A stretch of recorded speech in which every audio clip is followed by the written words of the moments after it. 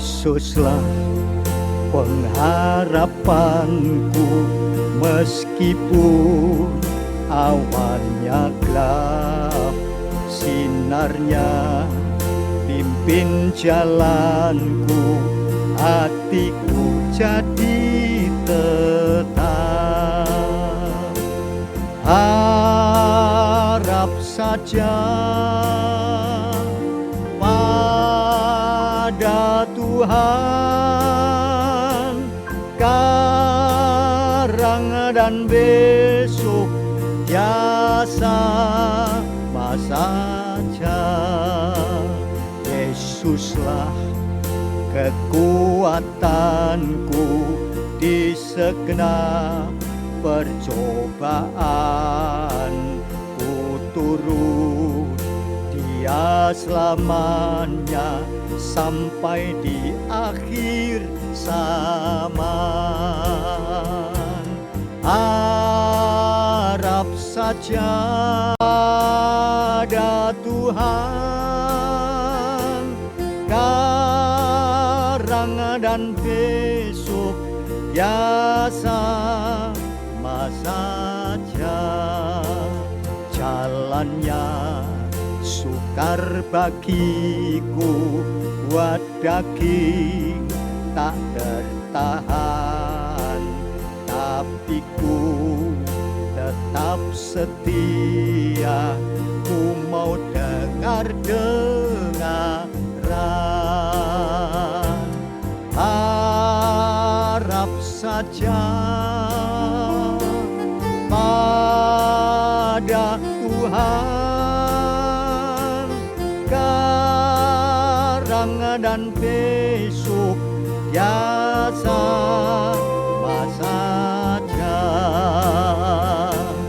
Harap saja pada Tuhan, sekarang dan besok, ya sama saja.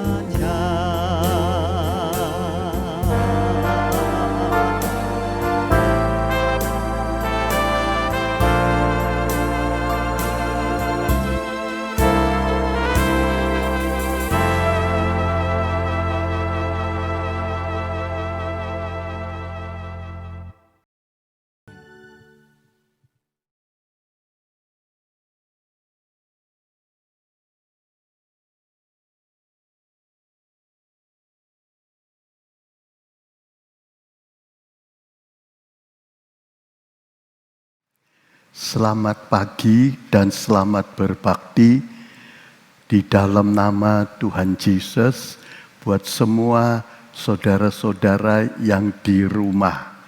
Puji Tuhan, ini ibadat online, kiranya Roh Kudus akan menolong kita sehingga tidak kurang, bahkan malah lebih. Biar seisi rumah bisa sama-sama beribadat. Kita akan membaca Hakim-Hakim 7 ayat 20, judul firman Tuhan, Pedang Tuhan dan Pedang Gideon. Mari kita bangkit berdiri, juga yang di rumah, biar sama-sama kita mengharapkan pengurapan Roh Kudus menyertai kita. Silahkan baca. Hakim-Hakim 7 ayat 20, demikian pun ketiga pasukan itulah meniupkan nafirinya dan memecahkan buyungnya. Maka dengan tangan kiri dipegangnya damar dan dengan tangan kanan dipegangnya nafiri hendak meniup. Lalu berseru-serulah mereka itu sekalian, pedang Tuhan dan Gideon.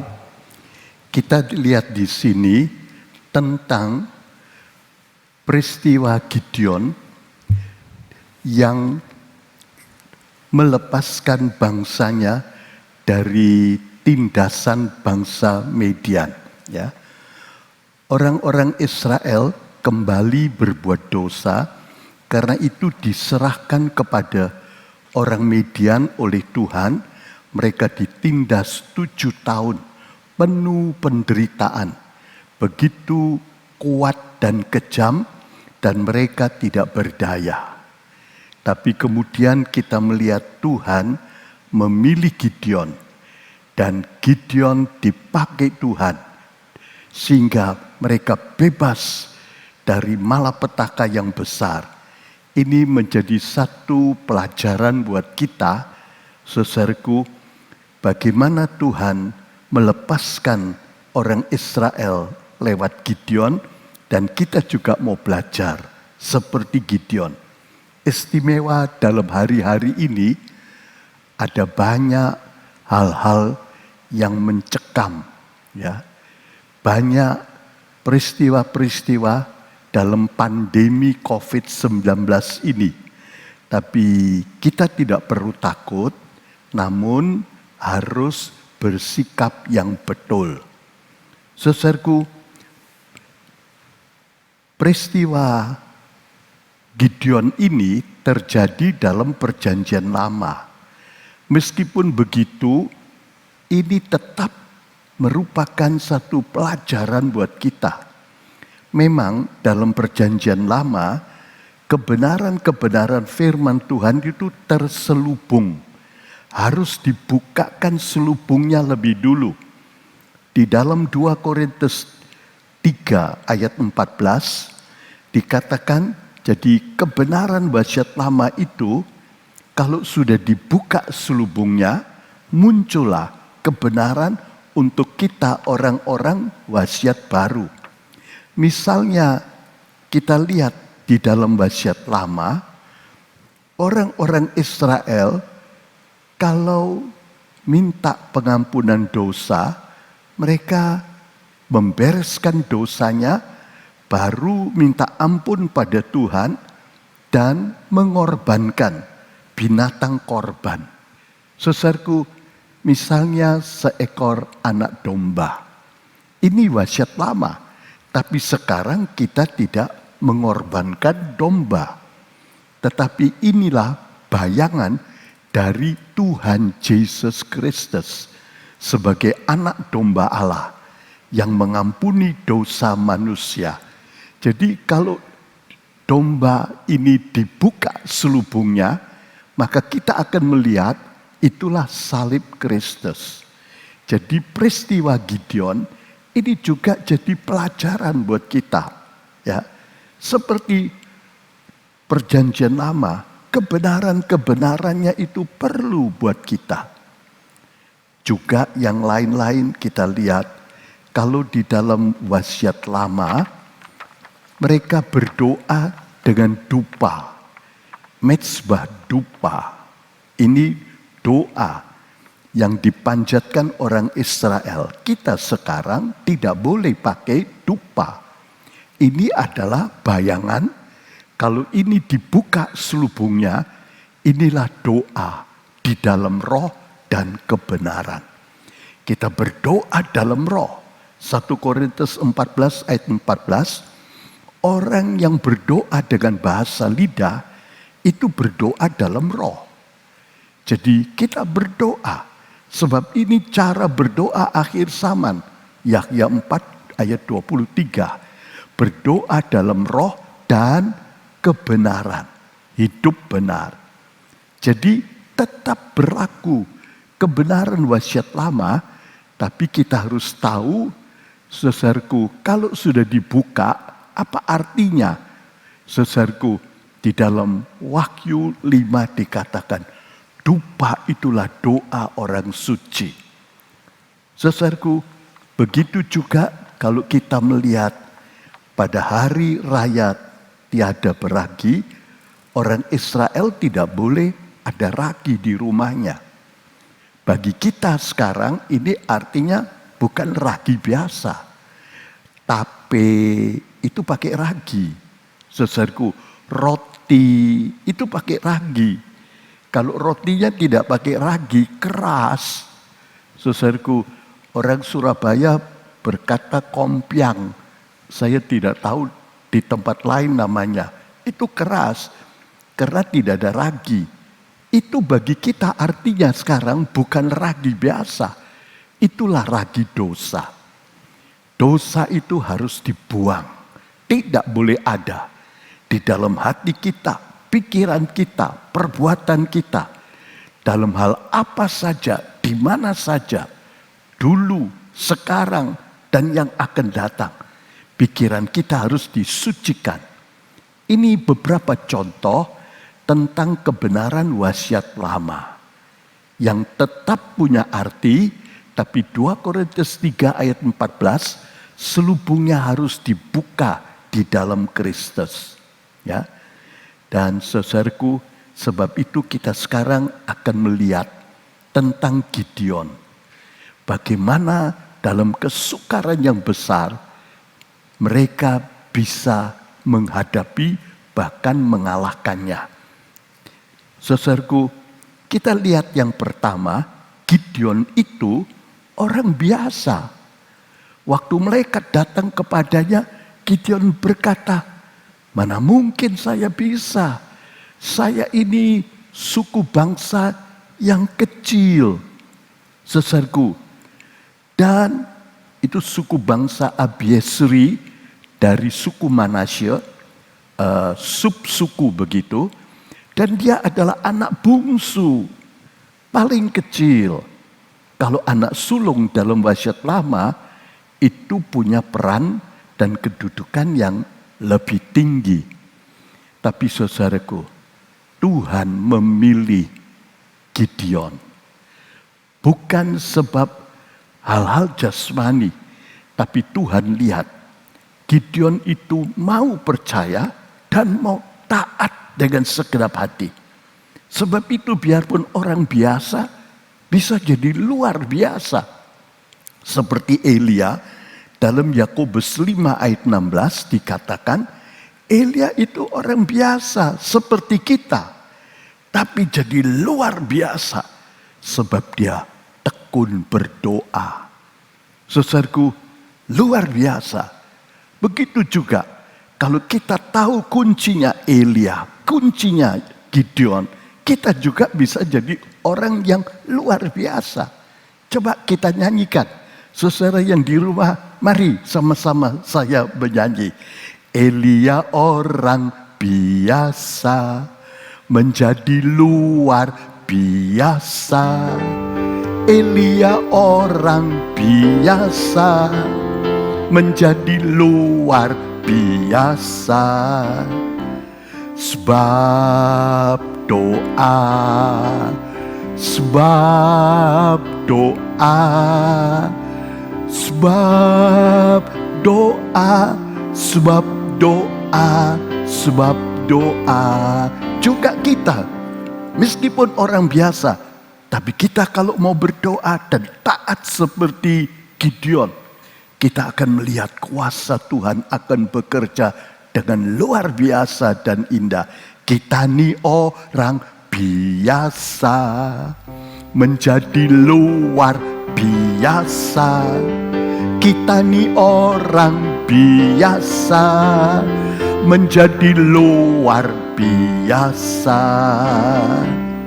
Sebab taat, sebab doa, sebab taat, sebab doa, sebab doa.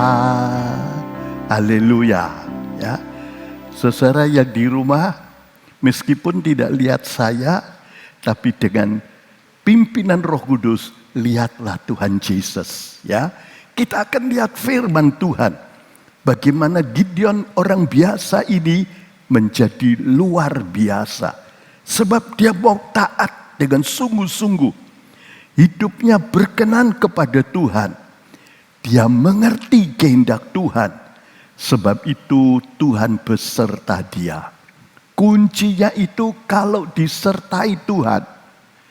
Tentu kalau seorang biarpun Kristen, biarpun sudah dibaptis, biarpun sudah penuh Roh Kudus, kalau hidup dalam dosa, itu putus hubungan dengan Tuhan.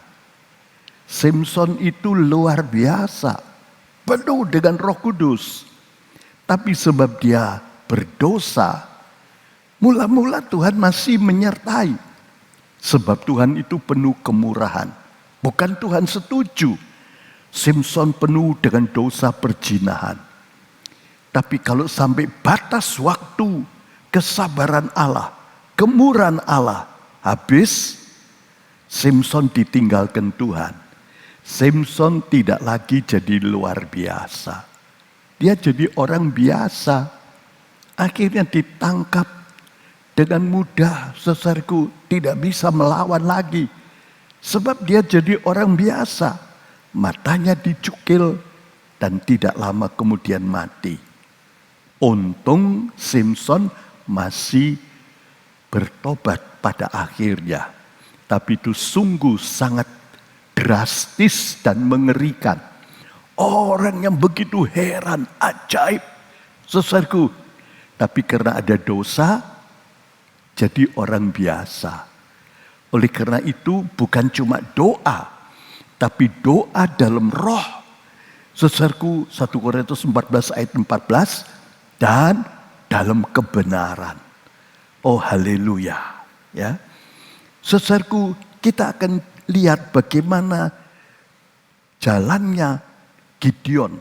Saudaraku, bagaimana dia dipakai Tuhan dengan indah. Dia menghadapi bangsa Midian. Satu bangsa yang besar. Midian juga minta bangsa-bangsa lain menyertainya. Saudaraku, jadi bukan cuma satu, beberapa bangsa. Bangsa Midian, juga bangsa Kanaan, orang-orang dari sebelah timur, bangsa Amalek. Mereka bersama-sama datang, saudaraku, seperti biasanya untuk, saudaraku, menjajah, mengambil apa yang baik sesukanya. Sebab penjajah punya kuasa yang besar, saudaraku. Tapi kita lihat di sini, waktu Gideon muncul, Midian tidak lagi bisa bertindak sekehendak hatinya. Sebab Tuhan menyertai Gideon. Saudaraku, dia mau taat. Bahkan, saudaraku, meskipun tidak mungkin mengalahkan Midian, tapi karena disuruh Tuhan, dan dalam satu proses, akhirnya Gideon berangkat, dan dia berkemenangan. Oh haleluya. Begitu juga hari-hari ini, kita ini orang biasa. Saudaraku, sama dengan semua orang lain. Kalau kita mendengar korban-korban COVID, kadang-kadang juga mengerikan, saudara. Beberapa gambar yang ditunjukkan pada saya, orangnya jatuh, lalu kemudian tidak bernafas, mungkin sesak napasnya terus mati. Beberapa begitu, angka kematian, saudaraku, terus meningkat. Yang terinfektir lebih banyak. Dan yang mati, saudaraku, itu mengerikan. Ya. Apalagi kalau punya riwayat yang luar biasa. Mungkin baru mengalami kemenangan. Saudaraku, baru ada sesuatu peristiwa yang indah. Tahu-tahu kena COVID, mati. Saudara, padahal ini satu penyakit yang sebetulnya tidak terlalu berat. Anak-anak muda kena COVID itu bisa sembuh sendiri. Meskipun, saudaraku, tidak ada obat khusus. Saudaraku, memang kalau ada underlying disease, sebelumnya ada penyakit, itu yang dikhawatirkan. Juga yang usia tua. Tapi kita tidak perlu takut. Mati hidup di tangan Tuhan. Saudaraku, memang kita tidak boleh ngawur. Kita tidak boleh mencobai Tuhan. Apa yang dianjurkan pemerintah kita ikuti. Termasuk pagi ini, saudara beribadah di rumah. Karena itu diminta. Saudaraku, untuk mencegah penularan. Jadi saudara semua di rumah. Tapi jangan kendor, jangan kurang. Tetap bergairah. Dan Roh Kudus turun bekerja. Firman Tuhan terbuka. Oh indah. Saudaraku, jangan takut dengan penyakit-penyakit. Kita tetap jaga baik-baik ya. Seperti di gereja disediakan, saudaraku, untuk cuci tangan atau hand sanitizer, desinfektans, saudaraku, juga dibersihkan dengan desinfektans, saudaraku, supaya sebisa-bisanya jangan ada kuman atau virus yang ketinggalan dan sebagainya. Tetapi kita punya lebih dari itu. Darah Yesus, orang yang percaya dan mau taat kepada Tuhan, Tuhan akan menolong. Oleh darahnya dosamu diampuni, oleh bilurnya penyakitmu disembuhkan. Pakai iman. Saudaraku, kalau Tuhan izinkan banyak perkara yang dahsyat, Tuhan juga menyediakan, saudaraku, fasilitas yang kita butuhkan. Jangan khawatir. Apalagi andai kata Tuhan datang 10 tahun lagi, andai kata. Ini bukan nubuat. Kita masuk dalam generasi akhir zaman, yaitu orang-orang yang masih hidup waktu Tuhan datang, tidak mengalami kematian. Seperti yang dikatakan 1 Korintus 15 ayat 51 dan 52. 1 Tesalonika 4 ayat 17. Saudaraku, kalau kita termasuk golongan itu, tidak akan mati. Sakit apapun sembuh, cacat pun sembuh. Luar biasa. Tuhan yang jaga. Sebab ini janji Tuhan hanya terjadi satu kali dalam sejarah manusia pada akhir zaman. Baiklah, kita jangan terlalu takut. Kita harus menghadapi dengan sepatutnya. Apa yang baik, apa yang betul, apa yang berguna. Filipi 4 ayat 8 itu kita buat. Tapi kita juga harus punya kekuatan spiritual, kekuatan rohani, kuasa dan pengurapan Tuhan. Seperti yang dialami oleh Gideon. Haleluya ya. Kita melihat Gideon mengalami kemenangan yang luar biasa. Tidak mungkin bisa menang lawan bangsa Midian. Apalagi nanti kalau kita lihat tentara yang dibawa Gideon itu cuma 300. Tidak pakai senjata, cuma nafiri, obor, dan buli-buli. Saudaraku, itu sama sekali tidak mungkin akan menang. Nanti kita lihat ini, tapi supaya kita mengerti, saudaraku. Kalau kita jalan dengan Tuhan, problem yang besar bagaimanapun bisa kita atasi. Ini mereka jalan dalam gelap. Obornya dimasukkan dalam buli-buli jadi cuma cahayanya sedikit. Mereka juga bawa nafiri. Sudah, mana mungkin menang. Tapi heran, ada kemenangan yang besar. Problem yang besar bisa dikalahkan. Oh luar biasa. Kalau kita jalan dengan Tuhan, baik problem besar, baik problem kecil, ancaman kesukaran, kecil atau besar, bisa kita kalahkan.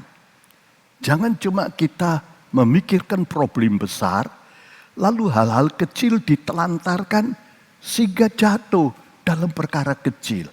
Berdusta, lalu timbul benci, timbul pikiran yang salah. Hati-hati, kita jangan cuma menghadapi problem besar. Biarpun problem kecil, kita harus menang. Ya, saudaraku, jangan sampai bereaksi dosa.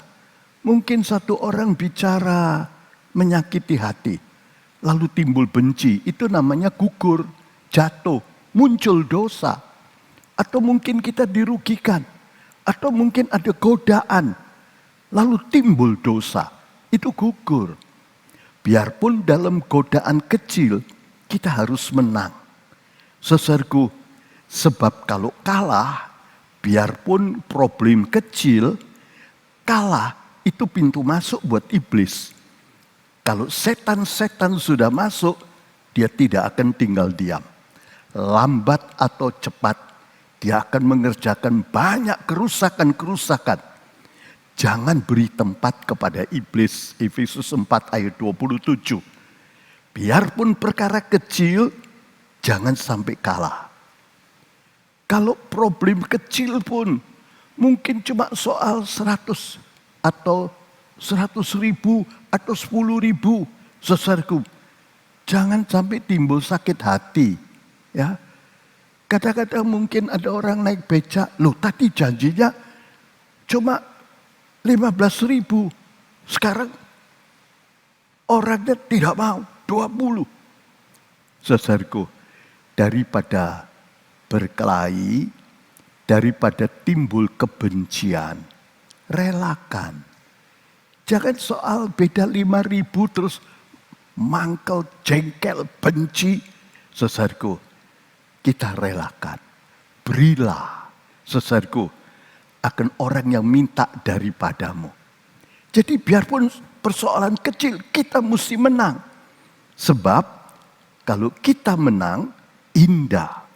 Saudaraku, kalau kita menang karena Tuhan, bukan karena kita ya Tuhan engkau kuatkan saya. Kita menang, indah. Orang kalau menang karena Tuhan, itu 70 mungkin 80% itu hasil pekerjaan Tuhan di dalam kita. Kuasa Tuhan. Saudaraku, mungkin seperti contoh tadi cuma beda uang 5.000. Tapi hati tidak bereaksi dosa. Itu menang. Kalau toh kita berikan dengan bersungut-sungut, timbul dosa. Apalagi kelihatan orangnya lalu benci. Apalagi kalau pakai HP terus difoto, terus wah, terus diikuti terus. Itu kebencian makin besar. Itu tidak berkenan pada Tuhan. Jangan. Tapi kalau kita harap Tuhan, jangan takut. Saudaraku, hati jadi sukacita. Kadang-kadang ada orang datang, tahu-tahu jalan, orang jalan, tahu-tahu dipotong. Waduh, marah. Jangan. Itu soal kecil. Tapi kita bilang, Tuhan kuatkan saya. Puji Tuhan. Kita bersyukur, berdoa. Kita berdoa bahasa lidah, kita menang. Biarpun perkara kecil, dengan Tuhan kita menang. Lain kali, kalau ada perkara besar, sama saja. Sebab dalam perkara kecil, Tuhan mengerjakan 70-80% kemenangan. Nanti kalau ada persoalan besar, bagi Tuhan sama saja. Tidak berarti pasti kita menang. Saudaraku, tapi kalau dalam perkara kecil, kita pikir, saya bisa mengatasi sendiri. Mungkin bisa menang. Mungkin sedikit marah terus bisa mengatasi. Saudaraku, dengan kekuatan sendiri. Lain kali kalau ada perkara besar, setengah mati. Tidak kuat dengan kekuatan sendiri. Itu beda perkara kecil dan besar. Saudaraku, tapi kalau dengan Tuhan, Tuhan yang beri kekuatan. 70, 80, 90% dari Tuhan. Perkara besar sama saja. Tuhan tetap akan memberi kemenangan.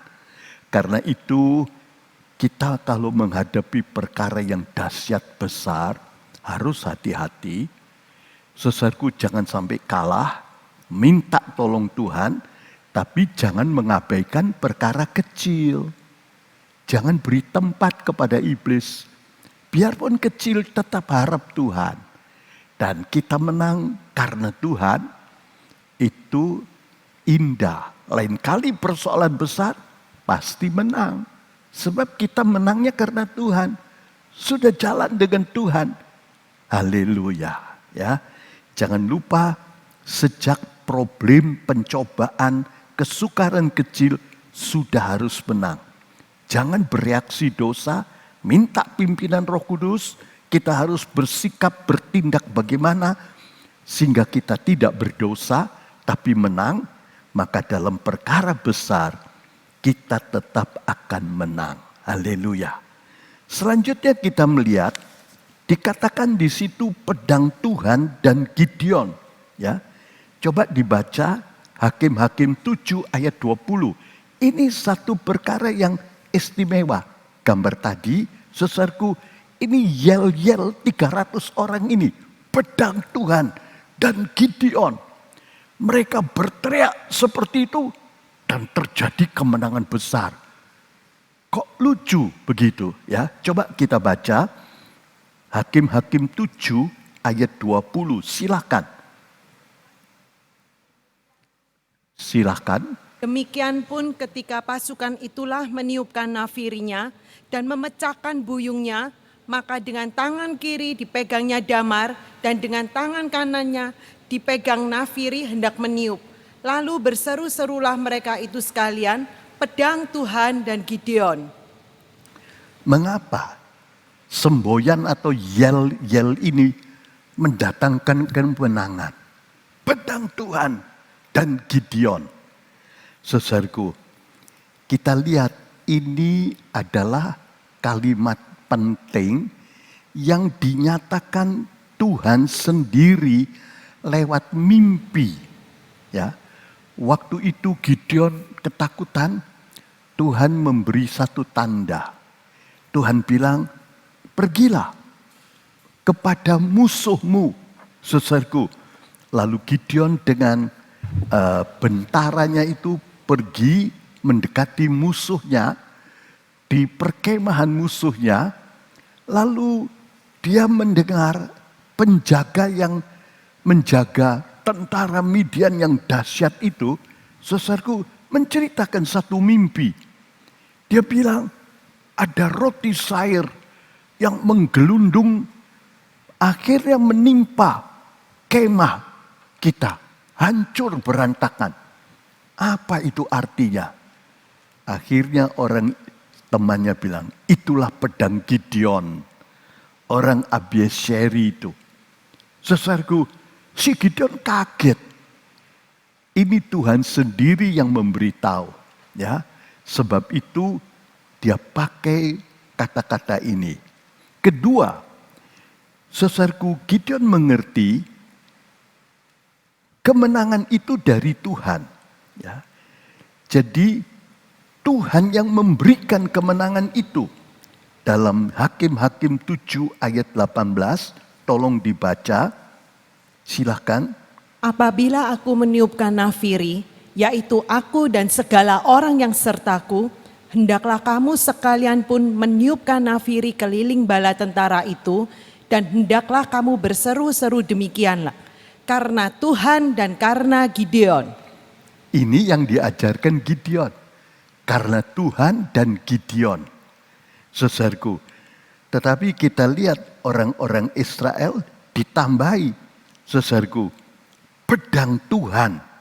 Mengapa kok ditambahi?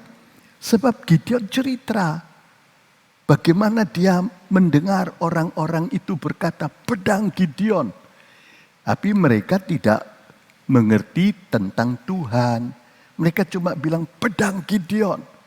Tapi Tuhan mengerti itu bukan dia yang kuat dan hebat. Itu Tuhan. Itu pedang dari Tuhan. Karena itu pasukannya berkata pedang Tuhan dan Gideon. Gideon bilang Tuhan dan Gideon. Nanti kita lihat kenapa kok disebut dua nama ini. Nama Tuhan dan Gideon. Tapi pasukannya bilang pedang Tuhan dan Gideon. Itu juga tidak salah. Saudaraku, sebab Gideon itu mengerti. Ya, saudaraku, kemenangan yang mereka akan terima itu dari Tuhan. Gideon bukan apa-apa. Pasukannya bukan apa-apa. Apalagi cuma 300 orang. Tidak ada artinya. Musuh begitu banyak. Saudaraku, dan mereka harus mendatangi musuh yang sangat banyak. Sampai untanya, binatang-binatang. Karena mereka kalau perang lama perlu bawa makanan. Saudaraku, juga peralatan. 900 rata besi. Saudaraku, itu Sisera, bukan di Midian, tapi biasanya juga ada rata besi. Nanti kita lihat tentang Sisera. Saudaraku, begitu banyak. Gideon tahu, menang itu karena Tuhan. Waktu Gideon menang, saya kira kalau kita tanya, Gideon, kemenangan ini berapa persen karena Tuhan, berapa persen karena engkau dan pasukanmu? Saya pikir Gideon akan berkata, ya 99% dari Tuhan. Mana mungkin menang? Ini dianugerahi Tuhan. Masa perang bawa obor di dalam kuali? Saudaraku, saudara lihat kalau cari kodok di sawah, bisa bawa obor sama kuali. Sebab gelap lalu kelihatan kodoknya kita tangkap masuk kuali. Saudaraku, entah saudara pernah nangkap kodok atau tidak. Saudaraku, kata hijau dimakan masih lumayan, enak saudara. Ini perang, bawa obor, bawa buli-buli, lalu nafiri. Saudaraku, tapi ternyata mereka menang. Luar biasa. Saudaraku, pedang Tuhan dan Gideon. Karena Tuhan yang memberi kemenangan. Mengapa nama Gideon harus dicantumkan? Ada beberapa sebab. Nomor satu, saudaraku, pemimpin atau gembala itu harus orang tertentu. Orang beriman ini beribadat bukan seperti ke restoran, ganti restoran, ganti tempat rekreasi, tidak. Gereja Tuhan itu antara lain seperti kandang. 100 domba, hilang satu dicari. Saudaraku, tidak dibiarkan. Meskipun masih 99 di dalam kandang. Ditutup, ditinggalkan, mungkin ada asistennya. Lalu dia cari yang satu. Saudaraku, kita lihat di gereja itu gambarnya domba yang terhilang itu dicari. Dan setiap gembala itu kenal domba-dombanya. Dan domba kenal gembala. Itu ada satu hubungan, saudaraku, yang begitu indah. Kalau orang tidak punya pemimpin, tidak punya gembala, kasihan. Dikatakan dalam Markus 6:34, Matius 9:36, why bagi domba yang tidak bergembala. Sulit dia cari makan. Domba itu tidak mudah. Bisa makan, dapat air. Belum lagi diserbu serigala, beruang dan binatang lain. Mereka tidak punya tanduk. Saudaraku, mereka tidak berdaya. Tapi kalau ada gembala, terpelihara. Makannya, minumnya, tinggalnya, bahkan berbiak-biak, berkembang biak, jadi banyak. Jadi orang-orang beriman itu perlu punya gembala. Jadi tidak seperti restoran keliling kemana-mana. Punya satu orang yang bertanggung jawab atas keselamatan jiwanya. 100 hilang satu dicari. Saudaraku, taatlah dan tunduklah kepada gembala-gembalamu, pada gembalamu. Satu, setiap orang punya gembala. Sebab dia yang akan memberi penyautan, pertanggungjawaban kepada Allah. Untuk keselamatan jiwa-jiwa. Jadi gembala itu bukan cuma jadi pemimpin. Dituntut Tuhan keselamatan domba-dombanya. Putra manusia Yesus di dunia, dia berkata kepada Bapak, Bapak, saya terima 12 dari Bapak. 12 murid. Sudah digembalakan, satu jadi anak kebinasaan. Tidak mau bertobat karena uang, Yudas. Sudah diusahakan, tetap tidak berhasil. Keselamatan itu tidak ditentukan. Saudaraku, Tuhan ingin semua orang selamat, tapi masing-masing harus mengambil keputusan dan taat, setia sampai ke akhir. Yudas tidak mau, hilang. perlu saudaraku punya gembala. Dan gembala harus bertanggung jawab. Seperti hari-hari ini, boleh dikatakan hampir semua gereja di Indonesia, bahkan di dunia, saudaraku, dipindahkan online, live streaming, seperti saudara sekarang. Saudaraku, tapi tiap gereja berusaha untuk bisa tetap menjangkau, meskipun dengan live streaming tidak apa-apa. Kita mentaati permintaan pemerintah, saudaraku, tapi tetap diberi makan. Seperti domba dibawa ke tempat rumput yang hijau, air yang tenang. Saudaraku, dinasehati, tetap ada hubungan, baik dengan online, dengan WA, dengan telepon. Mungkin domba-domba mengalami kesukaran, mungkin ketakutan, mungkin sakit. Minta tolong didoakan. Bahkan beberapa bisa datang untuk mendoakan di rumah. Saudaraku, satu orang masih bisa. Saudaraku, jadi asal diperhatikan peraturan-peraturan higiene dan macam-macam cara pematahan, dipatahkan penularan yang hebat ini. Saudaraku, gembala-gembala perlu memikirkan domba-domba. Sebab itu, meskipun saudara di rumah, pimpinan-pimpinan PS akan menanyakan, sudah ikut streaming, belajar firman Tuhan, sudah berdoa, tidak simpan dosa, tetap bersekutu yang manis di rumah, saudaraku, supaya tetap selamat. Kita tidak tahu sampai kapan pandemi ini. Bisa 2 bulan, bisa 3 bulan, kita belum tahu persis kapan. Memang ramalan para ahli itu macam-macam. Ada yang bilang nanti puncaknya turun, ada yang bilang lagi itu virusnya bisa mutasi lagi, timbul lagi puncak yang baru. Kita tidak tahu apa yang akan terjadi. Tapi semua gembala-gembala bertanggung jawab untuk keselamatan domba-dombanya. Dan domba-domba harus taat, menurut. Kalau tidak menurut, saudaraku, kalau gembala tidak memperhatikan, dimarahi Tuhan.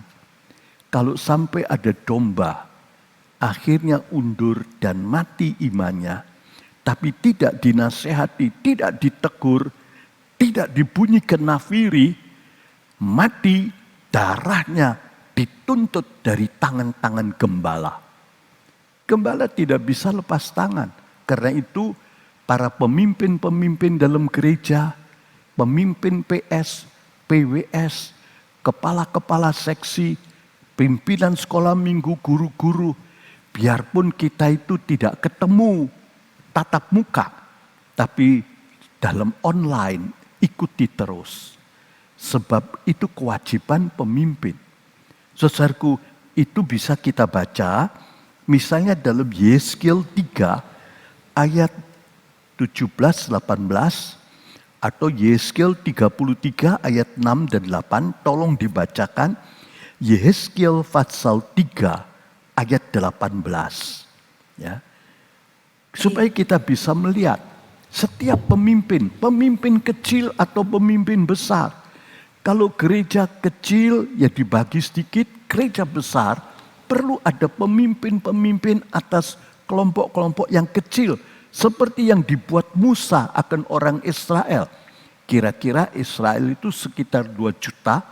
Waktu keluar dari Mesir, saudaraku, Musa membaginya. Setiap 10 orang satu pimpinan, 50, 100, 1000, itu ada pimpinannya. Dan mereka harus memperhatikan. Pemimpin-pemimpin bertanggung jawab akan keselamatan jiwa domba-domba. Hilang dicari, undur dinasihati, didoakan. Memang tidak 100% tergantung dari pemimpin. Kalau pemimpin sudah mencari, menasihati, menegur, mendoakan, berusaha, tetap tidak mau, Tuhan tidak menuntut darahnya. dari tangan pemimpin. Seperti putra manusia Yesus dengan 12 muridnya. Dia berkata, Bapak, satu hilang. Jadi anak kebinasaan. Apa boleh buat? Sebab keselamatan itu adalah pilihan setiap orang. Bukan ditentukan. Tiadakah dapat kamu mengambil keputusan yang sungguh dari dirimu sendiri? Lukas 12:57, si Yusak bilang, adapun kami, saya dan seisi rumahku, kami akan beribadat, berbakti kepada Allah, bukan kepada berhala. Saudaraku, jadi ada, saudaraku, perlu diperhatikan, ya. Pemimpin-pemimpin bertanggung jawab. Kalau tidak dikerjakan seperti Yeskel 34, kamu cuma menggembalakan dirimu sendiri. Kamu tidak peduli, apalagi zaman sekarang. Kalau gereja ditutup total, ya kadang-kadang gembalanya jalan-jalan, rekreasi dan sebagainya, jalan sendiri meskipun tidak bisa kemana-mana. Tapi dituntut Tuhan. Kalau kita, pemimpin-pemimpin, baik di sekolah minggu, kaum muda, di kelompok-kelompok kecil, kita perlu memperhatikan.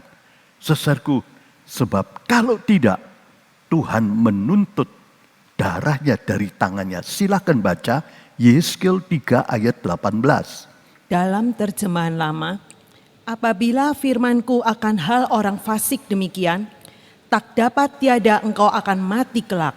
Maka tiada engkau menasehatkan dia, dan satu pun tiada katamu akan menasehatkan orang fasik itu daripada jalannya yang jahat, supaya engkau menghidupi dia, bahwasanya orang fasik itu pun akan mati di dalam kesalahannya, tetapi darahnya akan kutuntut daripada tanganmu. Saudara lihat, tapi sebaliknya domba-domba harus taat, ya.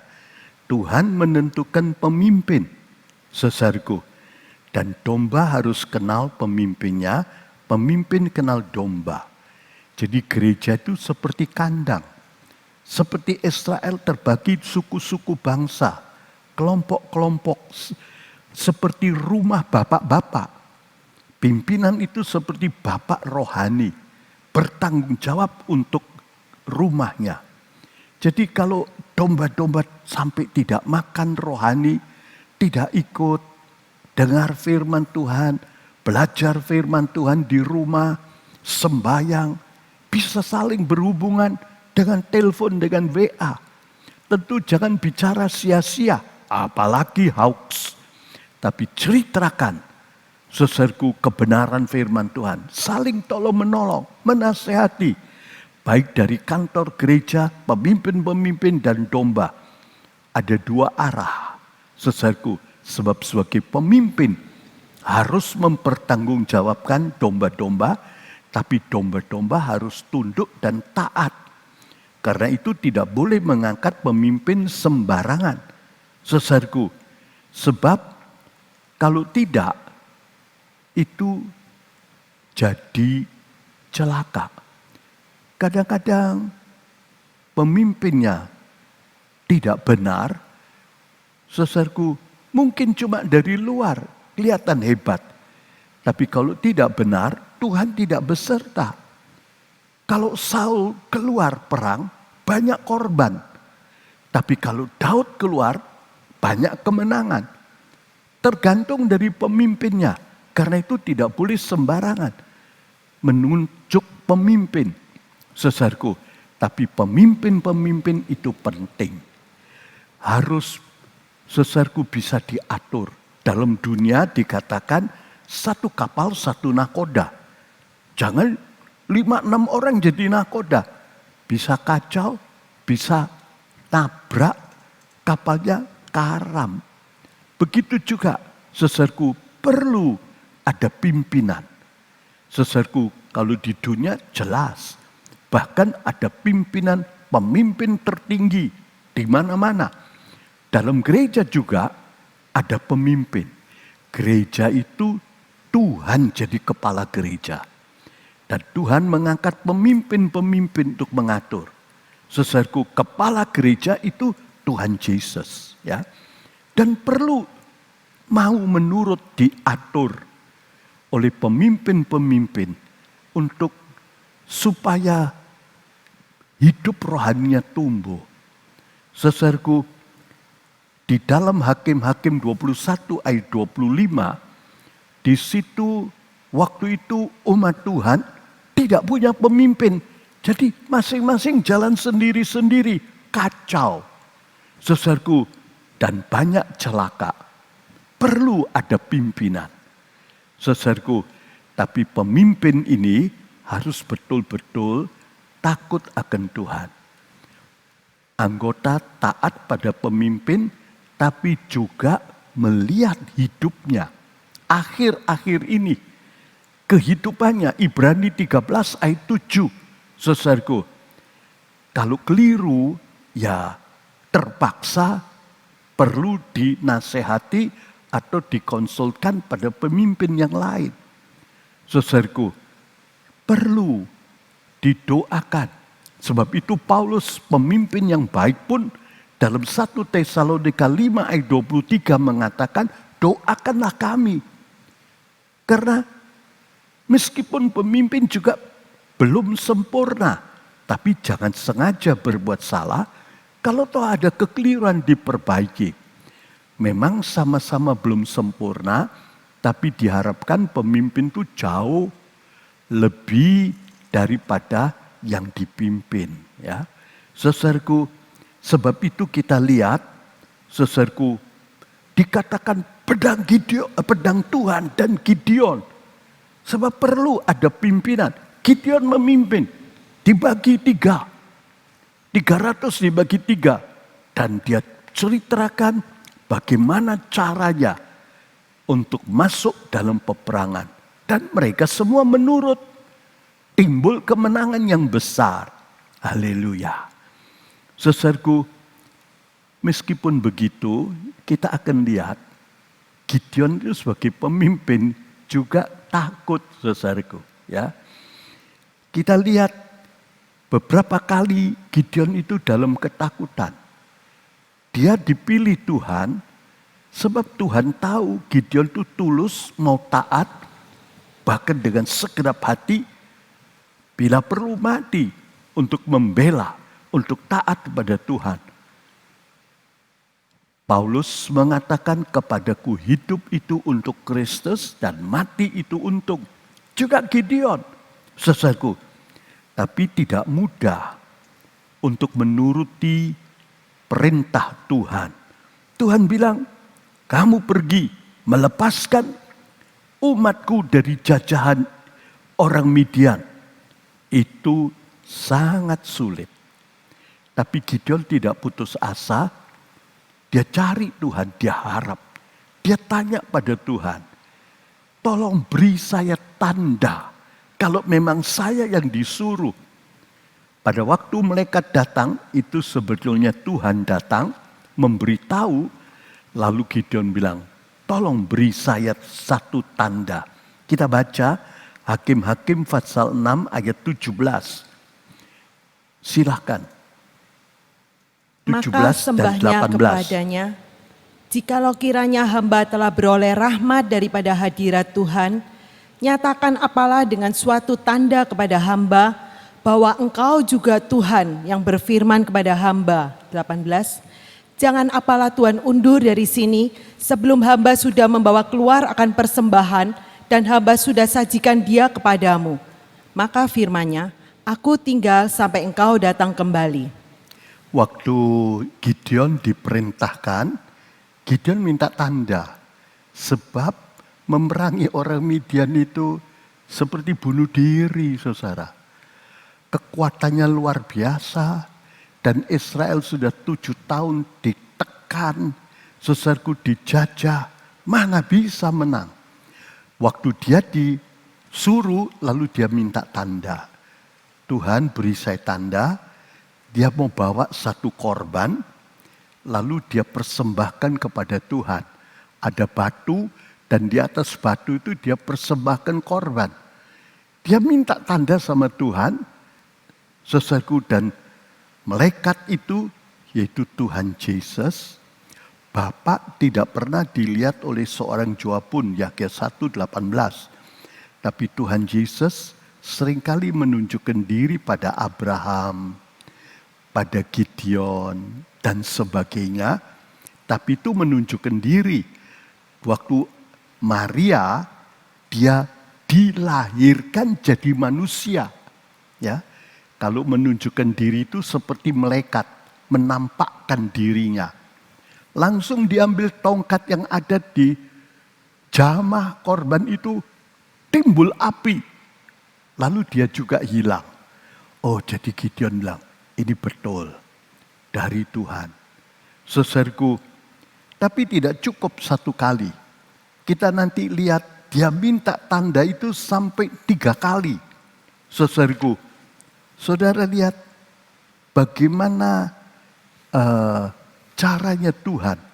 Sesudah dia diberitahu, Tuhan bilang, sekarang dia harus mengumpulkan orang. Saudaraku. Dan si Gideon meniup nafirinya, orang-orang Abiesri datang. Saudaraku, dan kemudian dia pergi lagi, saudaraku, dia beritahu orang-orang suku yang lainnya supaya ikut membantu, saudaraku. Dikirim utusan-utusan, diberitahu, mungkin istilah kita sosialisasi untuk motivasi dan sebagainya, supaya mereka datang. Dan saudaraku, datang lagi orang-orang dari beberapa tempat yang lain. Banyak yang datang, saudaraku. Tapi Gideon masih takut, saudaraku. Dan Gideon minta lagi tanda. Tanda yang kedua, dia bilang, waduh Tuhan. Nah, tanda yang kedua tadi sudah kita lihat, mimpi. Tuhan beri mimpi lewat musuh. Musuh itu melihat ada satu roti sair yang ajaib, saudaraku, turun dan menghancurkan tenda orang-orang Median. Saudaraku, ini gambar mimpinya daripada tentara atau penjaga pasukan Median. Dia lihat, saudaraku, ini orang cerita ada roti sair yang turun, menggelinding dan kena kemahnya itu hancur semua. Temannya bilang, itulah pedang Gideon. Ini Gideon dan Pua yang mengintai, saudaraku, dia mendengar. Dan Gideon dikuatkan. Mereka tidak tahu kalau ada Gideon sembunyi-sembunyi. Saya kira juga Gideon heran, dari mana mereka tahu namanya. Tapi Tuhan atur semua.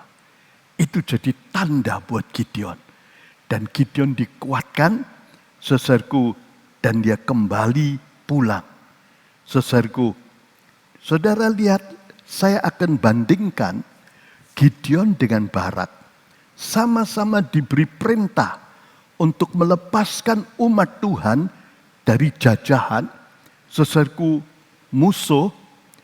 Tapi kita lihat di sini, reaksinya tidak sama. Si Barak disuruh oleh Nabiah Deborah, kamu disuruh berperang dengan Raja Yabin, Raja Kanaan, Sisera panglima perangnya yang punya 900 rata perang. Saudaraku, dan si Barak disuruh perang. Saudaraku, Barak mau menurut. Tapi dia mulai berpikir, mana mungkin. Dia cari jalan, dia cari siasat. Supaya betul-betul aman, saudaraku. Kalau Gideon lain, kalau dia dengar, dia tanya kembali pada Tuhan. Dia berharap Tuhan, minta tanda dari Tuhan. Tuhan tahu dua-duanya sama-sama takut. Berat tugas itu, saudaraku. Tapi Barak mulai berpikir, apa betul? Kalau betul, Apa bisa menang? Dia mulai putar otak, cari siasat, cari jalan. Saudaraku, akhirnya dia menemukan jalan. Saudaraku, ini Barak cukup lihai. Saudara lihat dalam gambar ini, Deborah memberitahu supaya dia pergi perang lawan Yabin Raja Kanani. Ini Deborah. Kamu pergi perang. Saudaraku, tapi si Barak ini cukup pintar. Dia pikir, iya kalau betul. Kalau tidak betul, mati. Perang itu zaman sekarang saja kemungkinan mati itu sangat besar. Bisa 50%, bisa lebih. Saudaraku, apalagi zaman dulu begitu kejam.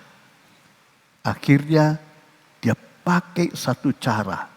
Dia bilang, kalau ini betul dari Tuhan, kamu ikut saya. Kamu bilang, pasti menang. Lah kalau menang kamu jangan takut. Dia jawab, kamu ikut saya. Saudaraku, si Deborah, dia bilang, kok tidak wajar. Itu melawan peraturan waktu itu. Perempuan tidak boleh perang. Yang perang laki. Tapi si Barak tidak peduli. Dia berani menghalalkan segala cara, pokoknya aman. Dia bilang, loh kamu bilang Tuhan memberi kemenangan. Kalau engkau seorang nabiah, ayo ikut saya. Akhirnya Deborah ikut, tapi dia berkata, saya ikut, tapi kemenanganmu kecil. Kemuliaan yang disediakan Allah bagimu akan berkurang. Si Barak tidak peduli, pokoknya selamat. Tidak apa-apa, menang dia selamat. Dia mau pergi. Tapi dia pikir, dia cari jalan. Kalau si Gideon tidak cari siasat. Tapi dia tanya kembali sama Tuhan. Tuhan, berilah saya tanda. Kalau betul dari engkau. Saudaraku, dan dia tanya. Tanda yang pertama, lalu tanda yang kedua, saudaraku, ya, mimpi. Dan kemudian dia minta lagi. Tuhan bilang, dia berkata sama Tuhan, Tuhan, kalau betul Tuhan suruh, saya punya satu kulit bulu domba. Saya taruh di halaman, dan kalau Tuhan yang betul menyuruh saya, biar ini jadi kering atau basah, lainnya kering. Saudaraku, dan Tuhan berikan besoknya, itu cuma kulit bulu domba itu basah, diperas keluar airnya satu cawan, tapi sekitarnya kering. Saudaraku, tapi Gideon ini masih kurang. Sebab apa yang disuruh Tuhan itu bertentangan dengan logika manusia. Tuhan, tolong sekali lagi Tuhan. Sekarang dibalik dalam sikon yang sama. Dia balik. Besok pagi waktu embun keluar, ini kulit bulu domba kering. Sama sekali kering, sekitarnya basah. Tuhan berikan. Besok pagi-paginya sekitarnya basah, embun begitu banyak. Tapi kulit bulu domba itu kering. Dan dia dikuatkan. Baiklah Tuhan. Lalu dia ajak semua, saudaraku, waktu itu sudah berkumpul cukup banyak orang, saudaraku. Pertama orang Abiesri, lalu kemudian datang lagi orang-orang Naftali dan sebagainya, ada 3 suku yang datang. Saudaraku, ternyata jumlahnya 32.000 orang. Itu yang dikumpulkan. Pertama orang-orang Abiesri, itu sukunya sendiri. Mereka datang waktu nafiri ditiup, itu luar biasa, itu ajaib saudara. Mereka diajak perang mau. Padahal biasanya dijajah. Ini tidak ada jaminan, tidak ada apa-apa. Tapi toh mereka datang, itu oleh pekerjaan Roh Kudus. Bukan karena Gideon. Dan Gideon mengerti, saudaraku. Dan sesudah kemudian dari Naftali datang dan lain-lainnya 3 suku, jumlahnya jadi 32.000. Permulaan tidak dihitung. Tuhan bilang terlalu banyak. Sekarang Tuhan membuat screening, saudaraku. Terlalu banyak. Si Gideon menurut saja. Sebab dia ingin taat sungguh-sungguh meskipun hatinya itu ketakutan, saudaraku. Sama takut dengan Barak, tapi Gideon menyerah dan tanya terus sama Tuhan. Lalu Tuhan berkata, umumkan, siapa yang takut suruh pulang. Diumumkan, dari 32.000 langsung pulang 22.000. 70%. Wah, mereka bilang kebetulan. Sudah takut disuruh pulang. Pulang, saudara lihat. Jadi 22.000 pulang, tinggal cuma 10.000.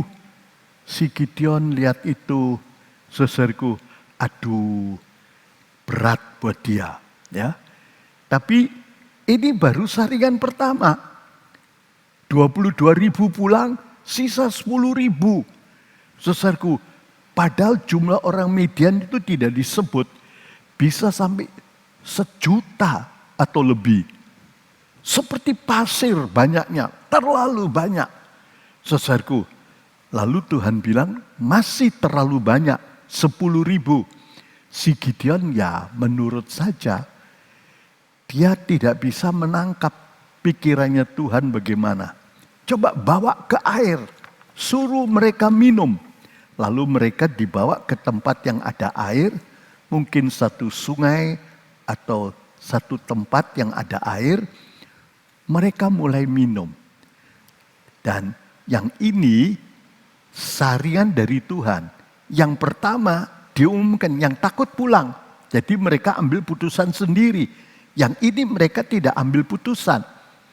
Orang yang minum seperti anjing. Anjing itu kalau minum air, saudara lihat dengan lidahnya dia menjilat. Jadi airnya itu dihisap. Begitu, saudaraku ya. Itu hampir semua minum cara itu. Tapi ada 300 orang ambil air di tangannya dan minum dari tangannya. Tidak seperti anjing. Saudara, jumlah 9.700 disuruh pulang, cuma tinggal 300. Saudara bisa bayangkan, bisa stres, depresif. Saudaraku stres, bingung. Sudah bisa mengumpulkan orang Abiesri itu ajaib. Lalu datang lagi sampai 32.000 itu luar biasa. Meskipun sangat tidak cukup, tidak memadai. Sekarang disuruh pulang. Lalu lagi 9.700 suruh pulang. Tinggal 300. Tapi si Gideon tetap taat. Meskipun dia tidak bisa menangkap. Pikiran manusia dengan Allah itu seperti bumi dan langit. Saudaraku, Tuhan tahu ketakutan Gideon. Dan Tuhan, saudaraku, memberi tanda itu. Saudara lihat, saudaraku, tanda yang tadi sudah kita lihat, mimpi dari orang Midian. Sudah saya ceritakan lebih dulu, kamu pergi ke perkemahan orang Midian. Lalu dia pergi, dia dengar mimpi itu. Dan orang itu bilang, ini pedang Gideon. Oh, dia begitu dikuatkan.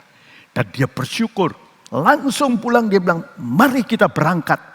Saudara lihat, saudaraku, dengan 300 orang yang minum tidak seperti anjing. Ini gambaran orang yang tidak menuruti tabiat daging.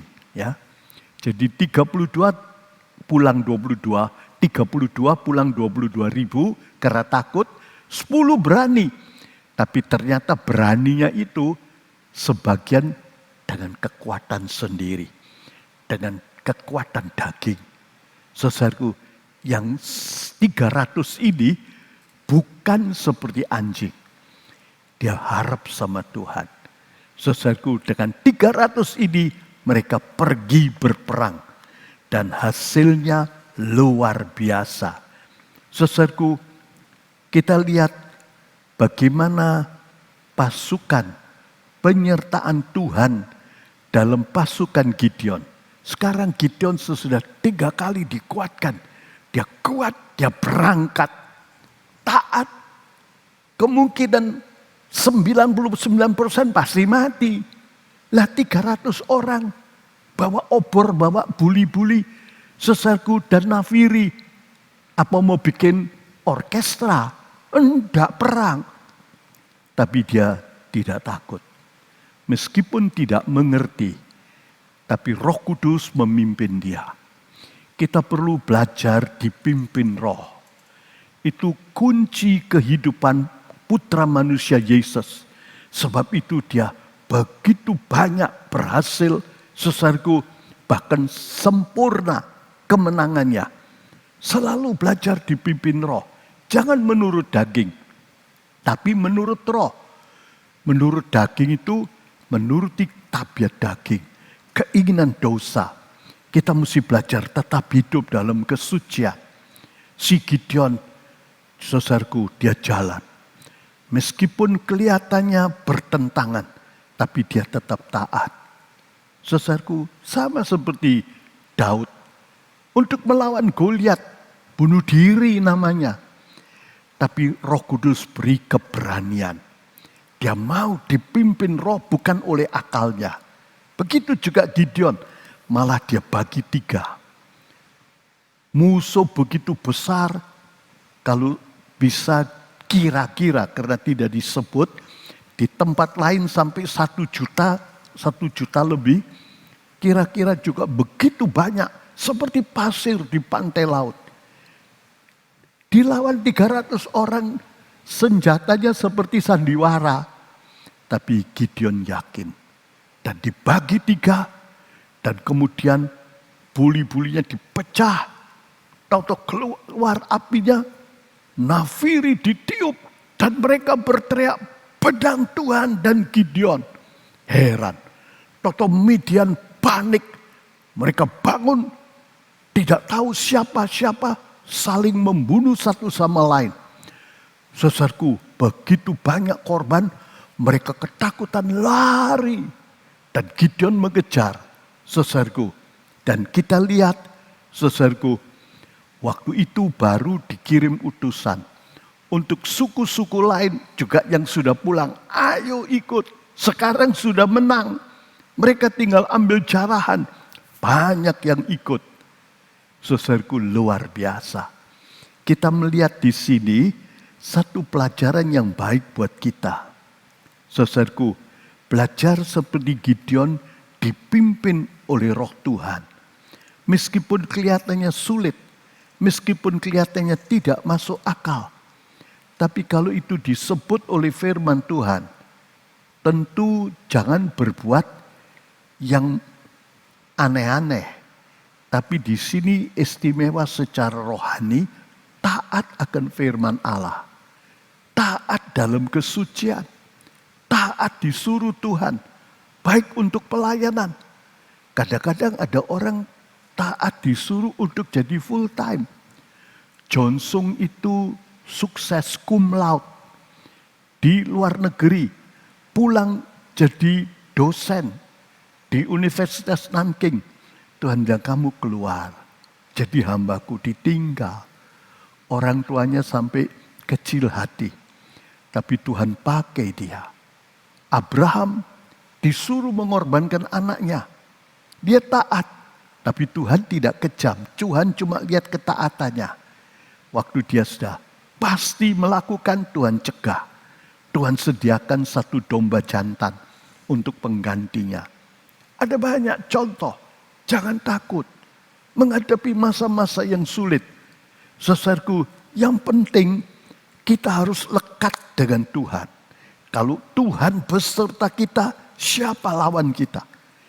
Jangan dengan kekuatan pikiran sendiri. Pikiran tetap dipakai. Kalau kita dengar macam-macam pengumuman di negeri kita, bahkan di seluruh dunia, kita ikut mentaati untuk mematahkan penularan yang begitu cepat. Saudaraku, kita pikirkan apa yang baik, tapi saudaraku, nomor satu yang penting, lekat dengan Tuhan. Hidup dalam kesucian. Mengerti kehendak Tuhan dan taat.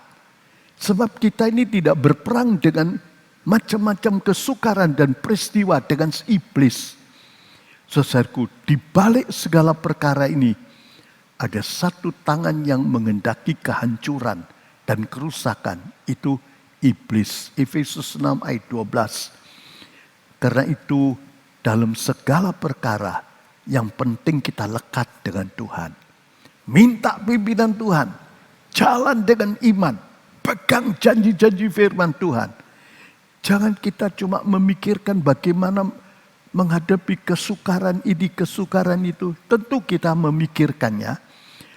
Jangan itu nomor satu, saudaraku. Tapi nomor satu, lekat dengan Tuhan. Kalau kita lekat dengan Tuhan, hidup berkenan kepada Tuhan dalam kesucian.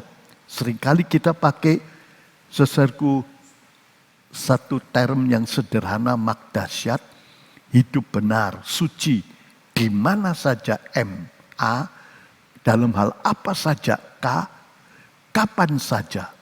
Saudaraku, dulu, sekarang, dan yang akan datang. Kalau Allah beserta kita, kita pasti punya jalan lepas.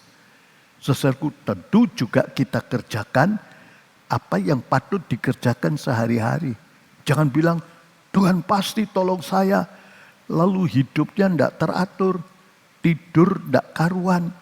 Saudaraku, tetap semua yang teratur, yang sehat, yang higienis. Tapi itu saja tidak cukup. Sebab Tuhan yang memegang segalanya. Taat sama Tuhan. Berkenan kepada Dia. Dan Tuhan pasti akan tolong. Saudaraku, orang yang berusaha dengan kekuatan sendiri, satu kali dia akan dikalahkan oleh setan. Tidak ada yang bisa mengalahkan setan tanpa Tuhan. Tapi dengan Tuhan kita bisa mengalahkan iblis dan segala tentaranya. Saudaraku, lekat dengan Tuhan dan penuh serta dipimpin Roh. Allah itu tahu lebih dulu.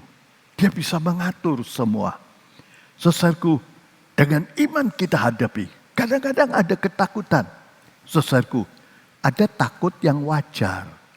Saudaraku, kalau naik tinggi, hati-hati, jangan sampai jatuh.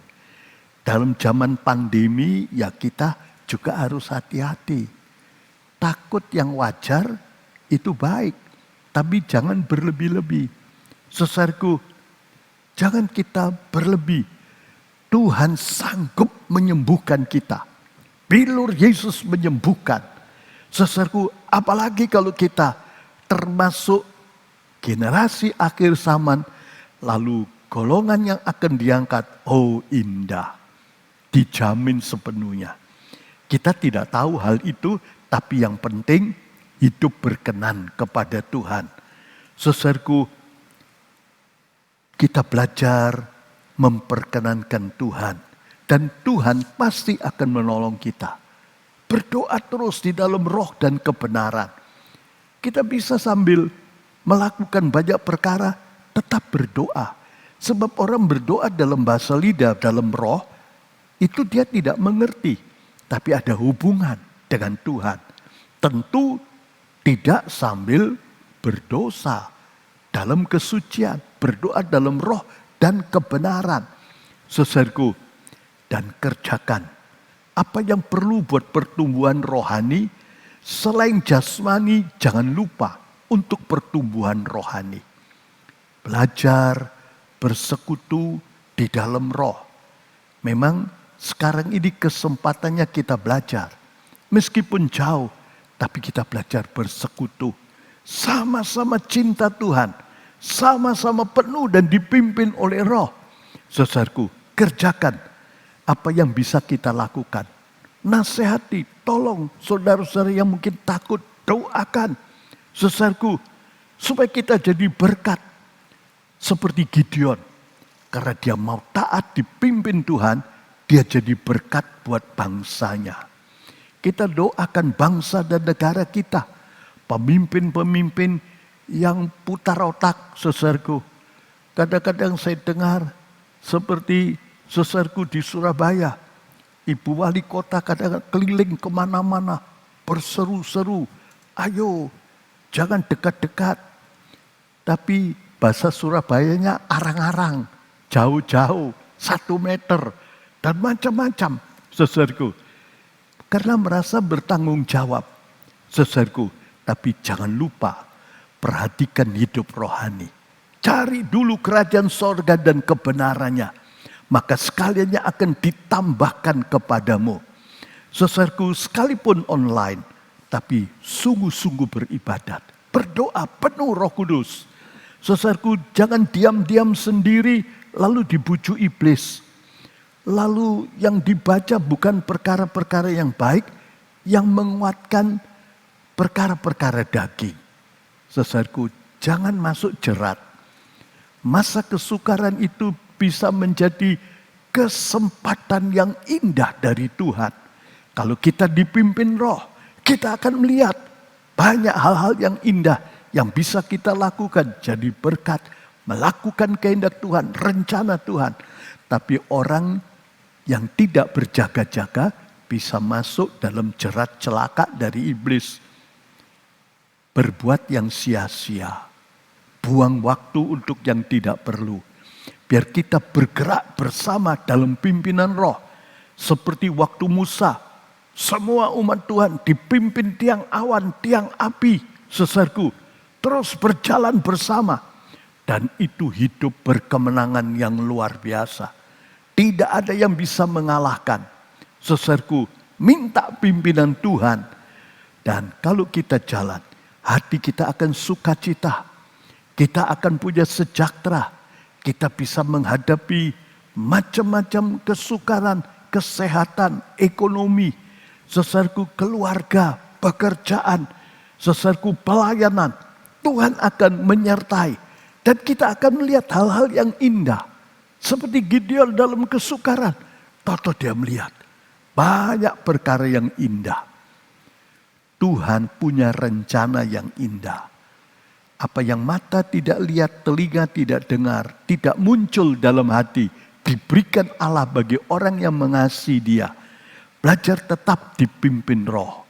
Saudaraku, dan saya yakin Tuhan akan menolong kita. Saudara yang di rumah, jangan berhenti bersekutu dengan Tuhan. Berdoa senantiasa. Berdoa itu seperti bernapas. Saudaraku, non-stop, kata 1 Tesalonika 5 ayat 17. Berdoalah senantiasa. Without ceasing. Tanpa berhenti.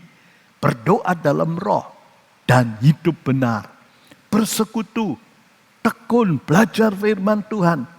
Kalau ada kesempatan, kadang-kadang ada waktu lebih banyak, belajar lebih banyak. Kita bisa ikut streaming bukan saja yang sudah ditentukan, yang lalu-lalu yang belum bisa didengarkan lagi.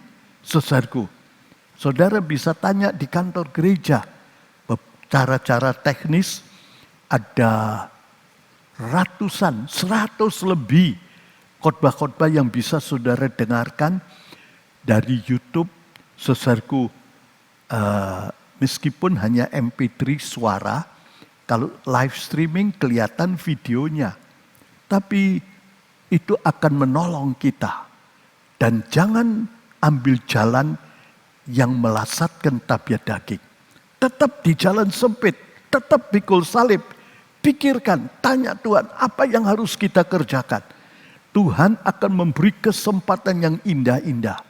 Tapi satu orang yang tidak mau bersekutu dengan Tuhan akan terseret dalam jerat celaka dari iblis. Kadang-kadang hal-hal yang tidak yang dikerjakan. Saudaraku, why kalau tiba-tiba kena COVID terus melayang, itu tidak lagi ke sorga tapi ke neraka. Tapi jangan takut, semua itu ditentukan Tuhan. Kalau kita hidup benar, indah, Tuhan jadi jaminan kita yang kekal. Belajar berjalan dengan Tuhan. Haleluya. Mari kita akhiri dengan berdoa. Saudara biarpun di rumah, saya ajak mari berdiri bersama-sama. Dan kita mau masuk dalam doa. Kita nyanyikan nyanyian satu dulu. Saudaraku, bimbinglah daku ya Tuhan. Berahkan nomor 272. Dan kita akan mengakhiri dalam doa. Bimbinglah daku ya Tuhan. Di sepanjang jalan hidupku.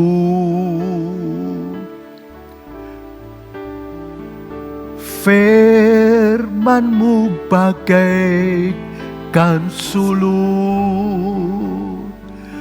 agar ku tak sesat di jalan.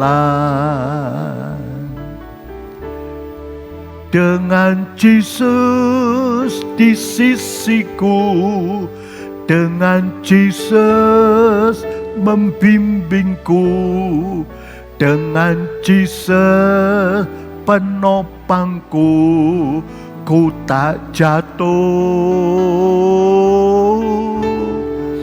Dengan Yesus pemimpinku, dengan Yesus pembimbingku, dengan Yesus penopangku, ku tak jatuh. Haleluya. Shikara balaba, Tuhan berbicaralah terus Tuhan, baik di rumah ataupun di mana saja, supaya kami terus dalam pimpinan-Mu Tuhan.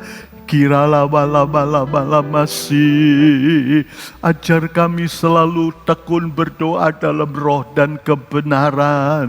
Haleluya. Ajari kami seperti Gideon menghadapi kesukaran-kesukaran yang kami hadapi. Kami yakin dengan Engkau, kami akan punya jalan lepas. Kami akan sanggup mengalahkan. Tuhan akan memberi kemenangan. Engkau Allah yang maha kuasa, maha tahu dan mengasihi umat-Mu. Tuhan, Engkau tolong umat-Mu. Apalagi yang bingung, yang susah, yang sakit Tuhan sembuhkan. Tuhan yang takut Tuhan tolong supaya boleh harap sama Tuhan seperti Gideon. Meskipun Gideon takut, tapi Tuhan memberi tanda. Tuhan menguatkan imannya. Shikiralabalabalabalaba. Terima kasih Tuhan. Kami serahkan umat-Mu dalam tangan-Mu, supaya tetap terpelihara berhubungan dengan Tuhan. Tetap boleh makan limpah dari firman-Mu, baik dari online maupun dari buku-buku, dari istimewa dari Alkitab. Tolong Tuhan, dan boleh saling menguatkan, menghiburkan, menolong satu sama lain. Tuhan, istimewa supaya bangsa dan negara kami boleh keluar dari pandemi yang besar ini. Terima kasih Tuhan, terima kasih, biar firman-Mu boleh menguatkan semuanya. Seperti Gideon yang mula-mula ketakutan dan tidak berani, tidak melihat jalan lepas dengan akalnya, tapi percaya dan harap akan Dikau. Dan Tuhan memberi kemenangan yang luar biasa. Baik dalam perkara kecil, tetap dalam kesucian, tetap berharap Tuhan, dipimpin Tuhan. Apalagi dalam perkara besar, kalau Tuhan jadi penolong kami, kami juga akan sanggup mengatasinya. Terima kasih Tuhan. Tolong setiap umat-Mu, kami serahkan di dalam tangan-Mu. Tolong setiap pemimpin-pemimpin, baik pemimpin PS, pemimpin seksi, Tuhan, dan pimpinan-pimpinan di atasnya, supaya boleh bekerja bersama-sama, menguatkan, menghiburkan, mendoakan, biar tangan Tuhan yang bekerja, kelepasan, pertolongan dari Tuhan datang. Tuhan, Engkau tolong supaya semuanya boleh menunaikan tugasnya. Dan bersama-sama kami mohonkan Tuhan untuk bangsa dan negara kami. Biar Tuhan berikan hikmat, berikan pimpinan-Mu untuk mengambil tindakan-tindakan dalam masa-masa yang sulit ini Tuhan. Dan supaya seluruh bangsa dan negara boleh teratur dan boleh lepas dari cengkraman wabah yang Tuhan yang begini dahsyat kami serahkan dalam tangan-Mu. Terima kasih Tuhan, setiap umat-Mu, setiap domba-domba Tuhan, Tuhan baik yang menjadi beban setiap pemimpin yang kecil atau yang lebih besar, dan semuanya sampai pimpinan-pimpinan, kami serahkan dalam tangan-Mu, dan hamba-Mu memohonkan berkat kasih-Mu, Bapa kami yang di sorga, turun ke atas umat-Mu, anugerah-Mu Tuhan Yesus, menyertai selalu, dan pimpinan Roh Kudus-Mu yang ajaib, yang heran, boleh menuntun dengan hikmat dan kuasa, dengan pimpinan, dengan kesukaan dan sejahtera-Mu, langkah demi langkah, sampai Tuhan Yesus datang kembali. Terima kasih di dalam nama Tuhan Yesus. Semua saudara-saudara yang yakin dengan Tuhan kita terpelihara, dengan Tuhan kita tertolong, dengan Tuhan akan menyertai kita, bahkan bangsa dan negara kita. Yang percaya katakanlah dari rumah masing-masing, amin. Puji Tuhan, Tuhan sudah memberkati saudara sekalian.